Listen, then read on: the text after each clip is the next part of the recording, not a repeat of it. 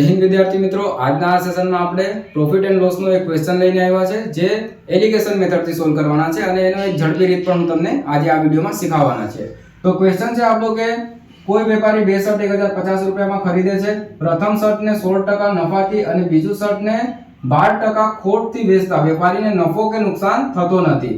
તો પ્રથમ શર્ટની કિંમત પૂછી છે આપણાથી। પહેલા તો એલિગેશન મેથડ થી સોલ્વ કરીએ કે પ્રથમ શર્ટને 16% નફાથી વેચે છે અને બીજા શર્ટને 12% નુકસાનથી વેચે છે અને આખી પ્રોસેસમાં એને કઈ પ્રોફિટ કે લોસ થતો નથી। તો અહીંયાથી આ થઈ જાય 12, આ થઈ જાય 16, બરાબર। અહીંયાથી ફ્રેક્શન વેલ્યુ આવી જાય 4 તારી 12 અને 4 ચોકા 16 અને આ ટોટલ જે આવ્યો આને ખરીદ કિંમત કહેવાય। આ જે ગુણોત્તર આવ્યો છે એ કોનો આવ્યો છે? ખરીદ કિંમતનો આવ્યો છે। તો ટોટલ ખરીદ કિંમત બંનેને એડ કરીએ એટલે 7 અને ટોટલ કેટલામાં લાવ્યા? ક્વેશ્ચનમાં કીધું છે 1050।